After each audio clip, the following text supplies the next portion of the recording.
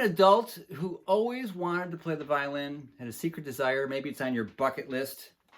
I got something for you here. Now, the problem with most people is they immediately try and talk themselves out of things. They ask themselves questions. Am I too old for this?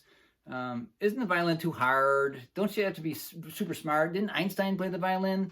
Don't I have to have natural talents or gifts to be able to play music?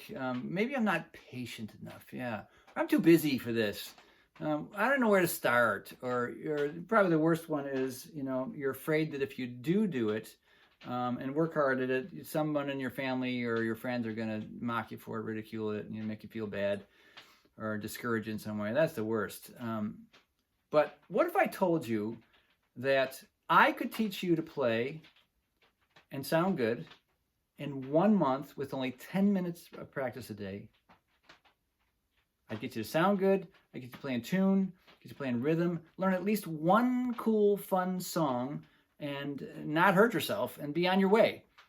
Does that sound interesting to you? Let me say it again. 30 days or less, or your money back. What do you think? Check out this song. This is the song you'd learn.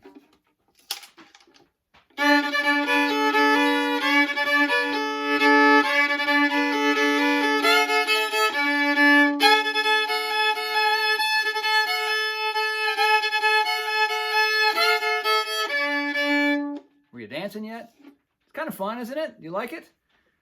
Now, whether it's your style or not doesn't matter. It's just kind of a fun little song. I bet in 1 month's time, if you could play that, you'd be kind of impressed with yourself. You'd go, hey, I'm doing it. Maybe your friends would like it. Maybe your family would encourage you, and you could go from there and feel good. Everybody's doing good, and you'd be on your way. Now, it sounds kind of fancy and professional, doesn't it? But it's actually a very simple song. I wrote it just for this course. It actually only uses 2 fingers. We learn this, and it actually has this thing. I try to capitalize on things as they happen naturally, and beginners often will stroke the bow a little crooked and hit the wrong string, and I am dragging the wrong string, and I've incorporated that into it. So there's 2 notes going on. One is just an open string with nothing going on, and it's just kind of dragging along. So that's the stuff I can do to help you sound really good and better than you think you could sound. So I might think that this course I'm going to make called the Bucket List Fiddle Jam course is the coolest thing since sliced bread, and that song is. But I understand that you might have some more questions than that too. And I have a whole list of frequently asked questions. Let me go through the top ones here. The first obvious question is, man, I wish I had $1 for every time some people ask me this, but what's the difference between a violin and fiddle anyways? Well, the answer is nothing. Some people argue with me, but I've been doing this 50 years. Look, there's no difference. Fiddle is just slang for violin. They're the same thing, the same instrument. Fiddle is more associated with the non-classical styles like bluegrass fiddling, that kind of thing. And the word violin is more with the serious classical end, but it's interchangeable. My classical teacher when I was a kid called his $1 million Guarneri, a fiddle. And the jazz violinists who goof around and improvise all the time call it a violin. So it's all interchangeable. There's no difference. So that taken care of. We interchange that word here as needed. So one of the main questions is, wait a minute, I thought the violin was like the hardest instrument on the planet. Do you really think I can do this? Well, the answer is, of course you can. And all instruments are equally hard to master. Now, that said, some of them, the basics are a little weirder and have some quirks to them. Violin is one of those. But we'll run you through it. But because of that, it's more expressive and it has a greater reward. So think about this for a second. If you play a guitar, it's got the strings, and you pluck those strings, and you finger on those same strings. Everything's in a line, right? Piano, same thing. It's just in a line this way. The keys go this way in a line, and the low notes down here, high notes up here, between notes in the middle, and it's kind of all linear. The violin, it's got that. It's got strings. Of course, you finger up and down the strings. But then it has the bow that goes perpendicular to that. So the strings are going this way, the bow is going this way, and then it has a third dimension where you got to angle the bow at the right thing to hit the right string. So it's got kind of this 3D thing, spatial awareness you have to learn. And I would walk you through all that stuff to make sure it's easy and you get the hang of it. So another question I get is, aren't I too old Of course you're not. You know the answer to that, right? It's never too late to start and do something. Now, don't have to start when I was a little kid to be any good at this. Well, kids definitely have some advantages, but it doesn't mean you can't do it. And you just got to have the realistic goal. And I'm not saying you're going to be the next Itzhak Perlman in 1 month, of course. I'm saying I can get you playing and get you sounding good in one song, and you can go from there. That's a realistic goal for 30 days. I think it's a good one. You just got to pick the right thing. Like I say, how do you eat an elephant? One bite at a time. From there, you can do a bunch of stuff. You could learn a few more tunes and go to a picking party, play some bluegrass. You could, learn a few gospel tunes and play in church. You can back up a singer-songwriter with some long tones. You could put a pickup on your violin and join a blues or rock band, amp up and jam out. There's lots of stuff you can do. But start with just one doable thing, and you can go from there. So a little aside is, I realize that adults, I mentioned kids, but adults just need to learn a bit differently. And the most important thing for an adult is not to scratch and squeak through Twinkle Twinkle or Mary Had a Little Lamb. You don't want to do that, right? You want to sound good. If you can play one note and have it sound decent, you go, you can kind of melt into the instrument and okay, now we're getting somewhere. And you could always use that, like I mentioned already, to back up a singer or in church or something, back up the people. People love having the violin to play along. If it's just doing long, simple tones behind it, it's a great thing. There's some magic to it. The other important thing for adults especially is not to hurt yourself. Now, the only way you're really going to hurt yourself, you can poke yourself in the eye with a bow or drop the violin on your toe or something. I'm not talking about that kind of hurt. I'm talking about repetitive injuries, like with your neck and shoulders. You got to be somewhat careful because it's kind of weird. We have a lifetime of stuff, us adults, right? Whether it's emotional baggage or injuries we might have had, even if they're minor, or arthritis, or, some people have a little tremor starting, playing music can help that stuff. The main goal here is for me not to have you hurt and keep you gentle and relaxed and graceful. That's the way to roll, I think. And a disclaimer, I didn't do any of that stuff right when I started out. Nobody taught me that way. I had to learn that stuff the hard way. I was a very serious young man in my teens and practiced like a madman. I didn't play just the violin on that one shoulder. I played the guitar on that shoulder and the bass guitar on that shoulder. And I kind of messed up my back and grew crooked. I've talked about this in some of the preliminary videos. You might have seen that. So I don't want you to have any troubles. And I've gone the extra mile and bringing my buddy and my friend, Dr. Rob Mazurkowitz, on board to kind of be my consultant on these things, to make sure that anything I tell you to roll and loosen up before you play, which we'll do in the lessons, he approves it, and it's cool. I'm not hurting anybody. So, because I know pain sucks. Nobody wants to be in pain. So we don't want to aggravate anything and make it worse. And also that just kind of goes along with the idea that it can be done your way, and we can make a lot of adjustments because everybody's a little different, especially when you're an adult. So I don't want anything to be stiff. I don't want anything to be strict. I don't want anything to be stiff physically or mentally. I've already mentioned that, the classical world is kind of stiff, and it's got to be in this certain box and done this certain way. We've always done it this way. So therefore, if you don't do it that way, you're wrong. I say BS to that. There's always ways. The goal is to have the joy factor of music in your life. I don't care if you hold the thing upside down and stand your head. It doesn't matter as long as you're playing, and I'll help you be able to play. Part of the reason I'm on this planet is to buck elitism in any form, and I hate to see that stuff in music, and I won't stand for it here either. We're going to make this fun and as easy as possible. So I guess I never really introduced myself yet. Let me properly do that. My name is Joffrey Fitzhugh Perry, and people call me Jeff Perry. Many of my friends call me Fitz. It's from my middle name, Fitzhugh. It's my nickname. And I've been playing for 5 decades now. I look pretty good for 102, don't I? And I've been teaching for over 4 decades. And I've done all kinds of things as a player as well, not just a teacher. I have a book out that's distributed all over the world by the Hal Leonard Corporation, one of the world's largest music publishers, called Fiddle Jam. Teaches people how to jam to the blues and rock and roll and stuff and make stuff up. I played in the 1980s in a jazz fusion rock band, and we had some success. We were signed to MCA Records. We were on the Billboard Jazz charts.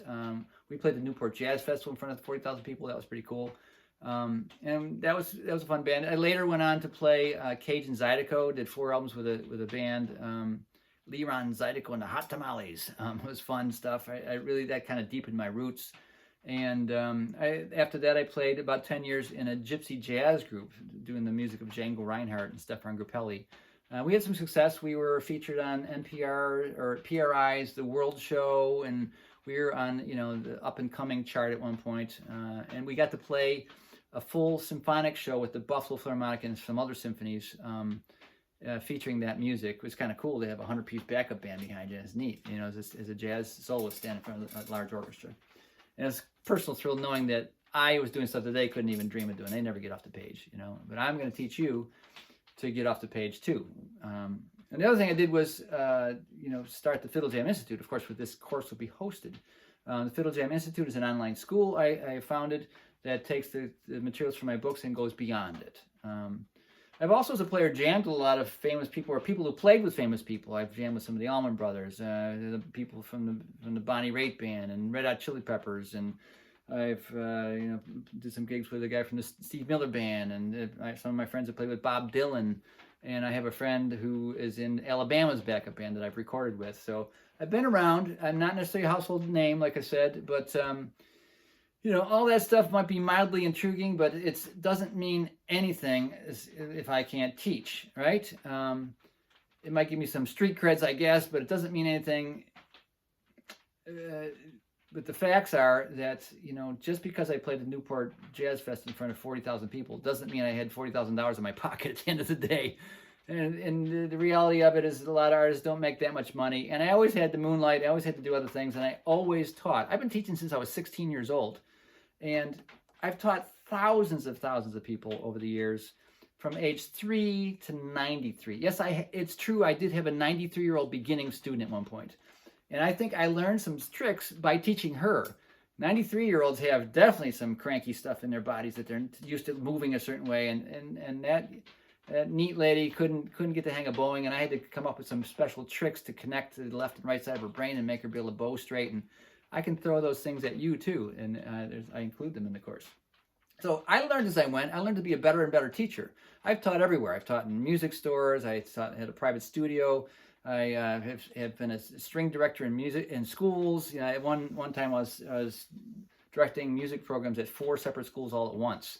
And I've done Fiddle Jam clinics all over the nation here in the United States, where I've take over the school orchestra for a day and get kids to jam the blues and rock and roll and stuff. And I think it's kind of neat. Whatever I could do to be out of the box is my thing, I've always been considered a rebel and a renegade, and I think I got that from my dad. That's a whole other different story. He was not a musician, but he was quite the rebel. And it influenced me, I think, and made me take the path I took today. But I'm always fighting that stiffness factor and that elitism. I don't like any of that stuff. And I try to do stuff, the cool stuff, the easy way. That's the kind of the tagline for the Fiddle Jam Institute. And I want to have you do stuff that's cool and easy. But all the shortcuts and tricks, and again, it supports my 30-day guarantee thing, because I can get you there. So one of the things that I've learned in my 40 years of teaching is, in helping you sound good, is that you need to sound bad first. That's right, really bad. I mean, like scratching and squeaking, the worst frog fart you ever heard. Now, why would I teach somebody to sound bad first? Is because then, of course, logically, you'd inversely know exactly what not to do, or where that point is when you're pressing too hard or moving too slow and it's starting to squeak. You go, oh, there's that spot. You relax and make it happen. So actually learning to sound bad first is actually the fast track to sounding good. Again, more of my tricks I got to throw at you. Another question that people ask me all the time is, do I need to read music? Can you be any good if you don't read? If you know how to read, that's fine, but you don't have to read at all to take this 30-day course. It's not a bad thing to learn eventually. As a matter of fact, I will provide a non-reader's cheater sheet as a download with purchase of the course. And you can help you learn to read music later. But no, there will be a chart that I will provide. You can print that out at home. But it also gives all the cheater's fingerings and what strings to play, and I'll be talking you through it. And so you don't have to learn to read at all to do this course.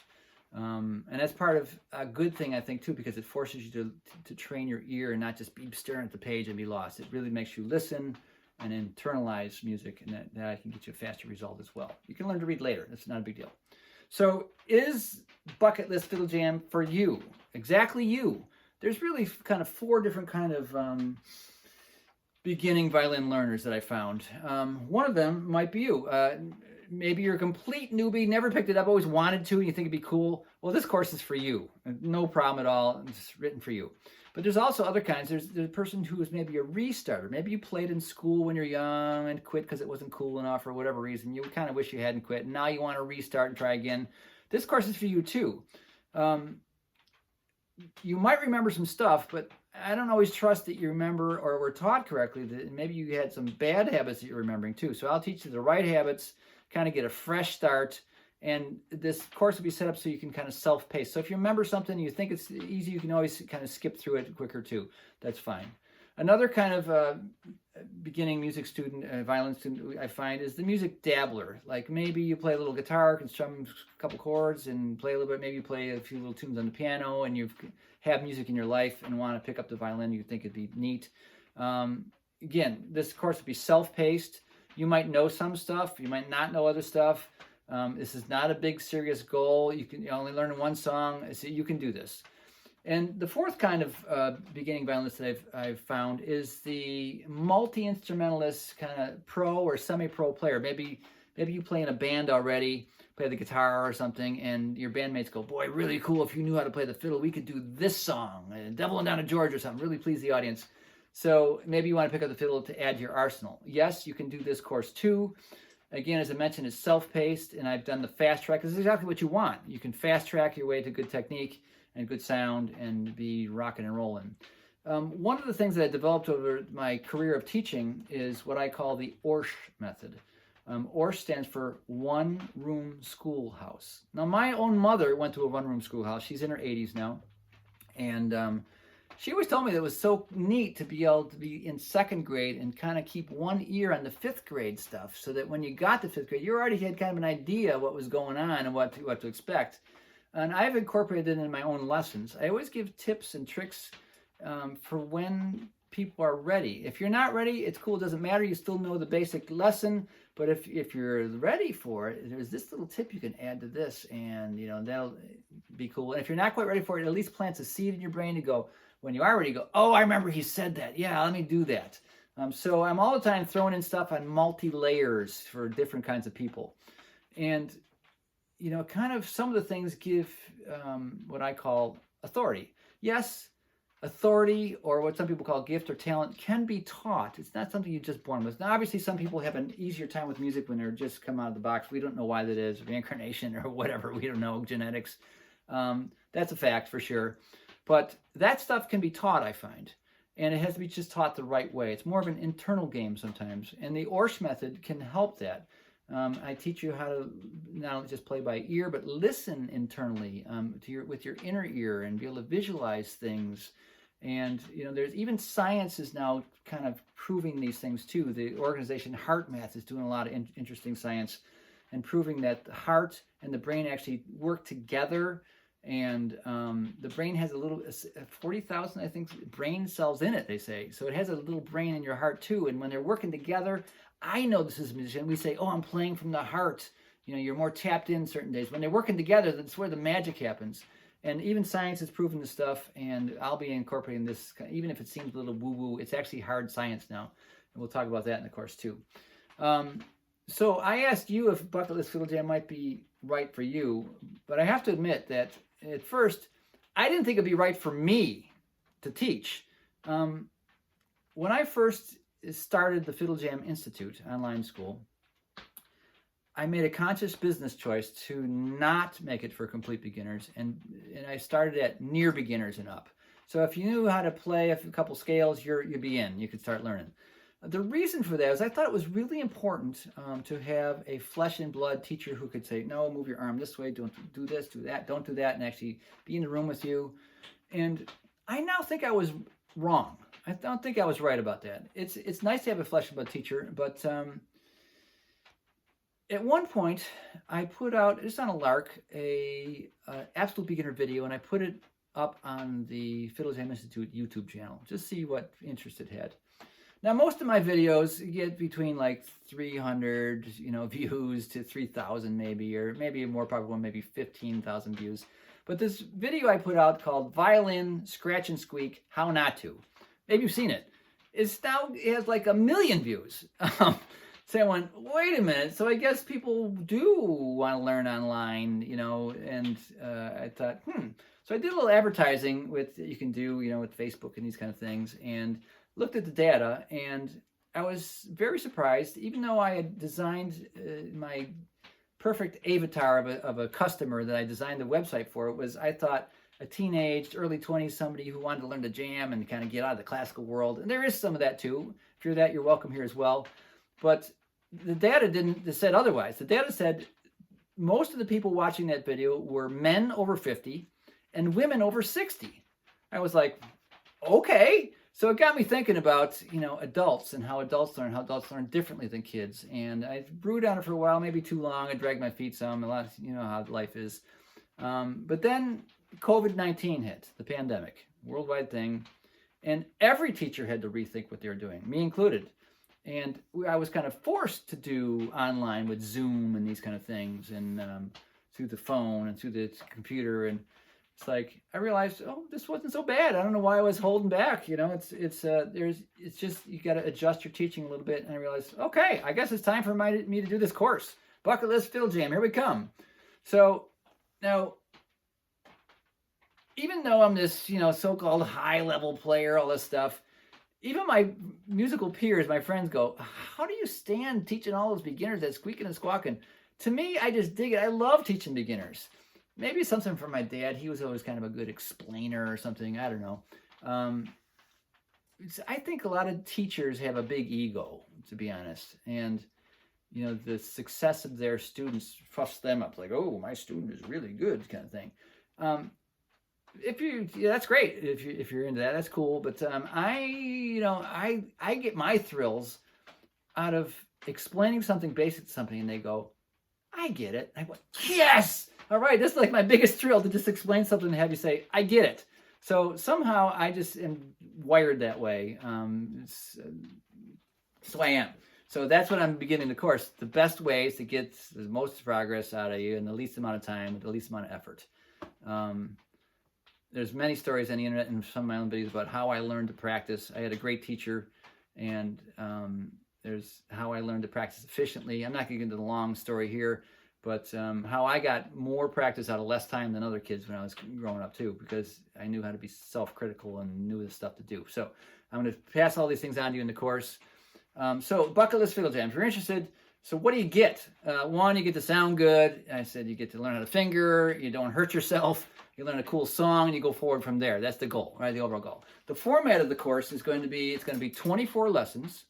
Hence, you can do most of a month and review at the end, and all online. And it's going to be on a special access area to the Fiddle Jam Institute. There will be a main lesson where I'll be blabbing about the points of the lesson and showing you stuff. And then there's going to be a 10-minute practice session. I said 10-minute practice. You can try the stuff with the main lesson if you like to, but we'll sit down and I'll practice. You can practice along with me for 10 minutes each time. You can repeat those later in the day if you want. Of course, the more you practice, the better you get, but 10 minutes, you probably ought to do it, especially with the techniques I present. It's not a huge commitment. You can do this. I know adults are busy, so I wanted to make this easy. So in the first week, the main goal, like I mentioned, is the first thing to help you sound good. And we might make you sound bad the first day, always have a musical experience. I'll try and make you play something musical in every lesson, wherever possible. I want you to get the goosebump factor going. It's not a lot of scales and theory going to happen here. We're going to get you sounding good and on your way the first week. The second week is more focused on the fingering aspect of things. I have some tricks there, to help you learn intonation. Intonation means playing in tune and not sounding bad, And I have this special trick. This is DIY intonation trainer thing. And some of this stuff, when you get to the fingering part, is just, and the bowing part, it's just muscle memory. Some things will be explained, and you go, okay, I got it. Nobody told me that before. Okay, I got it in my brain. Other things that go, well, you might get this, but your fingers don't get it yet. This is something you're going to have to repeat 100 times today. And I'll be clear about which is what, not that you have to just endlessly repeat things. But if you need to do that to get it to be a no-brainer, I'll tell you. There'll be some of that. So in every lesson, the format will have some light stretching. You know, I'll review the last lesson so you remember where we were, where we're going. We'll do the main lesson. We'll also do a little cool down. And that's something I never did as a player. When I finished the gig, I'd put the instrument away and go home. I never thought about stretching or relaxing and undoing the stresses of the playing in a bar for 4 hours, you know. And that's why I kind of messed myself up somewhat too. So we don't want any of that to happen to you. We're going to do this very gently. Be a lot of encouragement and virtual hugs and fist bumps and high fives, that kind of stuff. And also every lesson, I'm going to also at the end tell you what we'll be working on next. So you always got to kind of the big picture going on, where you're heading with this stuff. Also, we'll have a special private Facebook group just for the Bucket List Fiddle Jam people. Maybe many of you are on Facebook. It's not a requirement. It's optional. If you're not into Facebook, that's cool.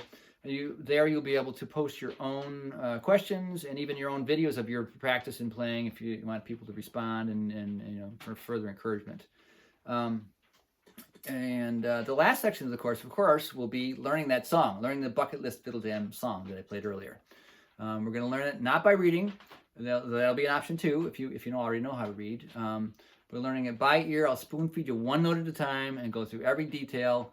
So you'll be able to watch me in the videos, and I'll go nice and slow. We're learning by memory, by heart, as we call it, and one part at a time. So that song I played has 2 parts.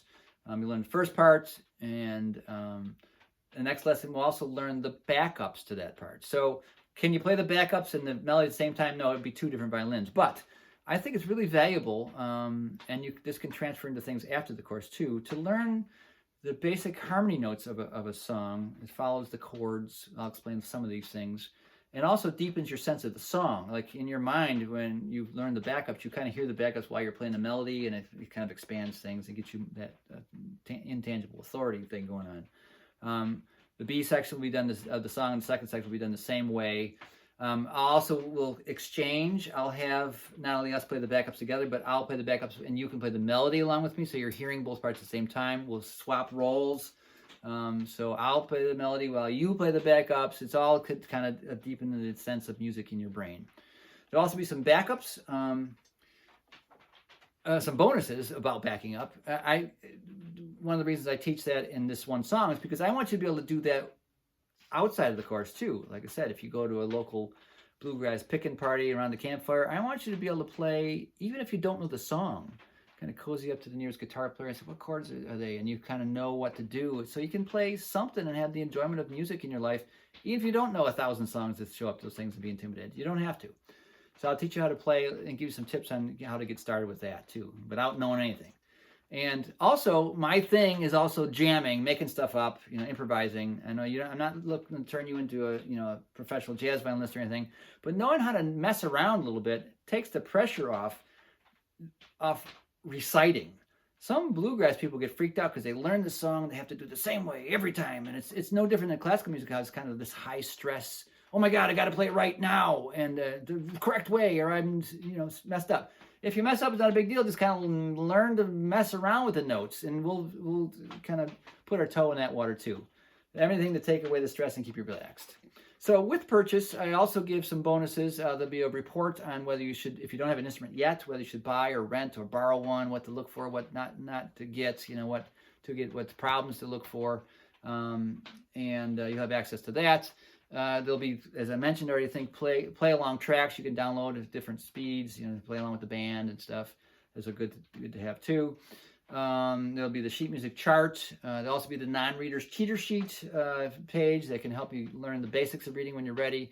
There'll be a practice log.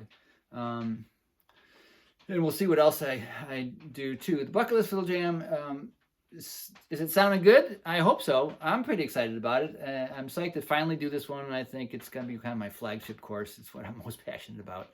I've done other courses before. You'll hear about those too. It is possible. You can do this 30 days from now. What is the future you going to be like? Is it still going to be, oh, I wish I had done that, Or is it going to be, hey, I did it, and I'm enjoying myself. It's cool. Even if you just play the song for yourself in your bedroom, that's okay. Or if you play it for your family and they like it, or your friends, and you go from there, and all of a sudden you're playing in church or playing somewhere and doing things, and you're involved in a community. It's all good, right? So you're saying, well, this is a pretty big result. What's it going to cost me, right? That's a logical question. I'm known in my family as the miser man. I'm always watching the pennies, but it's not going to cost much. I think I've fairly priced it. It's going to cost less than a couple hours of private lessons with your local teacher. It's going to be priced at $79. It's a pretty good price, I think, for the result you're going to get. Hopefully that's an irresistible offer for you. You can't stop from doing it. I want more people to be involved in music, and this is a great way of pricing it right. Also, a little wink there. If you've looked at some of my earlier promotional videos on this course that I've started doing the past week or so, there was a survey you could take, and if you've taken the survey, there was a coupon in that at the end of the survey where you can get 15% off the price, so it's even better. There's also going to be some options for if you want. It's no pressure. I'll be releasing 3-song packs of lessons later. If you have a certain style you like, it might be the bluegrass. You want to learn a few bluegrass tunes, you can pick up the 3-song pack, or a blues songs, or maybe some gospel tunes for playing in church or something, or other packages you can get later. They're going to be, I think, $18.95, so you get that 15% or 50% off. Excuse me, you get that for half price. And also starting a new program. I think this is kind of cool. I'm kind of excited about it. A charity program. If you're buying the course for yourself and would like to gift it to someone else, you don't have to pay full price for the second one. $20 will get you second access to the course that you can then gift to someone. If there's someone in your life, you can gift it. We'll work that out. You can tell me their email, and you guys can be, get all that stuff going on. Or if you just like to give it to someone in need, you can do that, and I'll figure out who to get it to. I'll have a list of people who will be taking applications for those in need. I'm also in touch with a not-for-profit organization that gives music lessons to foster children and folks. So we got ways. If you're feeling generous and don't have to pay a second course, just for $20, you can donate another course. I'll give that course to the next person. So check that out if you're interested. That could be something you're doing. And one other thing I'm gonna throw in the pot, if you'd like.